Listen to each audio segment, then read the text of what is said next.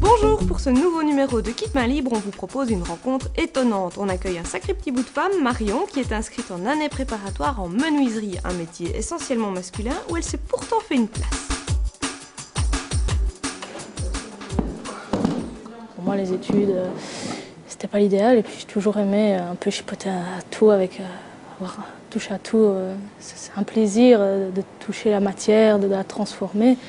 Et de ce fait, j'ai vu un ami un jour travailler le bois et j'ai senti l'odeur et ça m'a plu, ça m'a embarqué et je me suis dit pourquoi pas moi.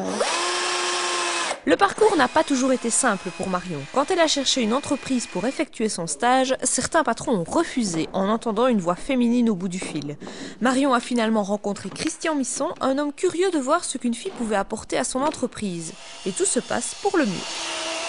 Elle est bien accueillie par les clients, elle passe très bien à ce niveau-là, elle travaille tout à fait normalement sur un chantier et on rencontre finalement très peu de filles dans le métier de la construction.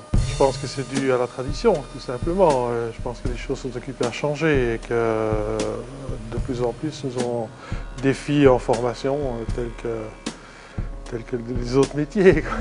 Au cours aussi, les compétences de Marion et des filles en général sont reconnues, même si tout n'est pas toujours rose.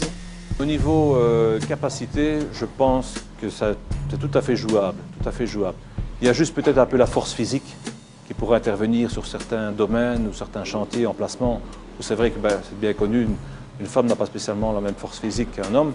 Mais au niveau pratique, au niveau études et au niveau être méticuleux sur l'ouvrage, je dirais que c'est un cran au-dessus d'un homme. En général, une femme est un peu plus précise et plus perfectionniste. Mais pour avoir des filles dans la construction ou des garçons dans des métiers dits féminins, il faut que les jeunes osent franchir le pas. Et pour oser, il faut être informé des possibilités. Et ça, c'est le rôle du conseiller en orientation. Sur demande du délégué à la tutelle, un jeune dont le choix de carrière est encore assez flou peut rencontrer un conseiller qui l'aide à débroussailler toutes les possibilités.